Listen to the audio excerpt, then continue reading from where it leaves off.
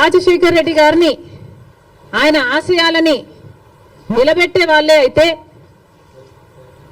రాజశేఖర్ రెడ్డి గారు తలపెట్టిన జలయజ్ఞంని జగన్మోహన్ రెడ్డి గారు ఎందుకు విస్మరించారు? రాజశేఖర్ రెడ్డి గారు తన ప్రాణం కంటే ఎక్కువ నేను ఇందుకోసమే పుట్టాను, జలయజ్ఞం కోసమే పుట్టాను అని రాజశేఖర్ రెడ్డి గారు అంతగా జలయజ్ఞం కోసం తప్పిస్తే జగన్మోహన్ రెడ్డి గారు 6 నెలల్లో జలయజ్ఞం మొత్తం పూర్తి చేస్తానన్న జగన్మోహన్ రెడ్డి గారు కనీసం ఒక్క ప్రాజెక్టు కూడా ముట్టుకోలేదు. మరి వైసీపీలో రాజశేఖర్ రెడ్డి గారు ఉన్నారో లేదో ఆలోచన చేసుకోవాలి. రాజశేఖర్ రెడ్డి గారి ఎంతో ఇష్టమైన ఫీజు రీయింబర్స్మెంట్ ఇలాంటి పథకాలకు కూడా వైసీపీ ఈ రోజు వరకు కూడా అధికారంలోంచి దిగిపోయే రోజు వరకు కూడా 4,000 కోట్లు బాకీ పడింది. చిక్కీలకు, స్కూల్ యూనిఫాములకు, ఆఖరికి కోడిగుడ్లకు కూడా బిల్లులు కట్టలేదట. మరి అలాంటప్పుడు రాజశేఖర్ రెడ్డి గారి ఆశయాలను నిలబెట్టే పార్టీ వైసీపీ పార్టీ అని ఎందుకు అనుకుంటున్నారు? అది కాదు కాబట్టే ఈరోజు ప్రజలు వైసీపీకి అంత బుద్ధి చెప్పారు, గోతి తీసి పాతి పెట్టడం జరిగింది. మళ్ళీ చెప్తున్నాం, వైసీపీ అంటే యువజన శ్రామిక రైతు పార్టీ, వైఎస్ఆర్ పార్టీ కానే కాదు. రాజశేఖర్ రెడ్డి గారికి వైసీపీ పార్టీకి అసలు సంబంధమే లేదు. రాజశేఖర్ రెడ్డి గారు is a tall leader of the Congress party. Congress party ముఖ్యమంత్రిగా 2 సార్లు కాంగ్రెస్ పార్టీని రాష్ట్రంలోనే కాకుండా దేశంలో కూడా అధికారంలోకి తీసుకొచ్చిన గొప్ప నాయకుడు రాజశేఖర్ రెడ్డి గారు. రాజశేఖర్ రెడ్డి గారు is a Congress man. He lived a Congress man and he died a Congress man.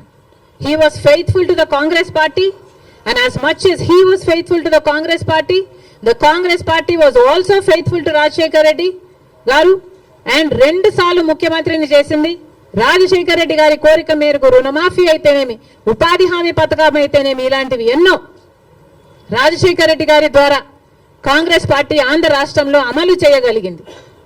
Rajasekhar Reddy గారు కాంగ్రెస్ పార్టీ నాయకుడు కాబట్టే, కాంగ్రెస్ పార్టీ సేవకుడు కాబట్టే, కాంగ్రెస్ పార్టీ ఎలా ఆలోచన చేస్తుందో అలా ఆలోచన చేశాడు కాబట్టే అంత అద్భుతమైన పథకాలు, ఫీజు రీయింబర్స్మెంట్ అయినా, ఆరోగ్యశ్రీ అయినా, ఇందిరమ్మ ఇళ్ల పథకం అయినా, ఇలాంటివి ఎన్నో పథకాలు బీదవారి కోసం, అట్టడుగున ఉన్న వర్గాల కోసం రాజశేఖర్ రెడ్డి గారు చేయగలిగారు అంటే ఇవన్నీ కాంగ్రెస్ మ్యాన్ గా రాజశేఖర్ రెడ్డి గారు చేశారు. మళ్ళీ చెప్తున్నాం, ఈరోజు కాంగ్రెస్ మ్యాన్ గా రాజశేఖర్ రెడ్డి గారు నిలిచారు, బతికారు, అలాగే చచ్చిపోయారు. వైసీపీ పార్టీని అడుగుతున్నాం, మొన్న YCP party Congress party TDP పార్టీకి తోక పార్టీ అన్న కమెంట్ చేశారు. మేము కాదు తోక పార్టీ, బీజేపీ పార్టీకి తోక పార్టీ వైసీపీ పార్టీ.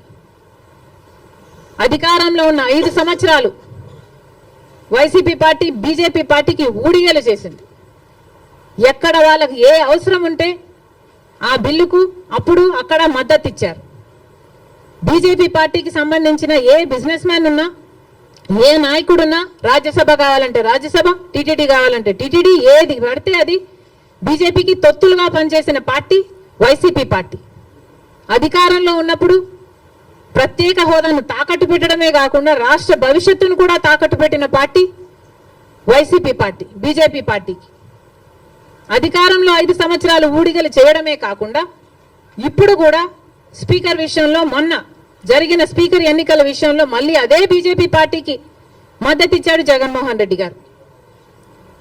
మణిపూర్ ఘటనలతో సహా మొత్తం ఏది చూసుకున్నా కూడా బీజేపీ పార్టీతోనే ఉన్నాడు జగన్మోహన్ రెడ్డి గారు.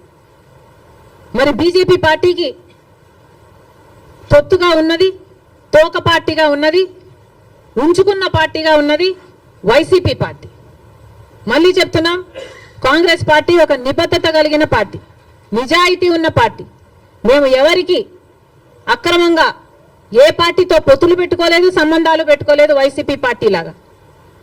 మళ్ళీ చెప్తున్నాం, రాజశేఖర్ రెడ్డి గారు is a Congress man.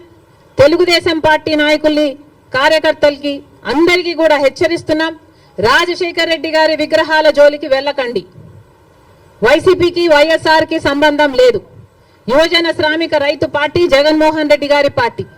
Rajasekhar Reddy గారు ఈజ్ అ కాంగ్రెస్ మ్యాన్.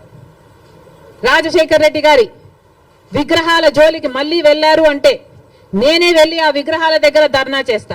ఏ ఊర్లో మీరు బద్దలు కొడతారో ఆ ఊరికి వచ్చి ఊరికి వచ్చి నేను ధర్నాలు చేసి మిమ్మల్ని బద్నాం చేస్తాం. అంతేకాదు మీరు గుర్తుపెట్టుకోవాల్సిన విషయం ఏమిటంటే ఇదే హత్య రాజకీయాలు, ఇదే కక్ష రాజకీయాలు, ఇదే గుండా రాజకీయాల వల్ల ప్రజలు విసుకెత్తి వైసీపీ పార్టీకి గోయి తీసి పాతి పెట్టడం జరిగింది.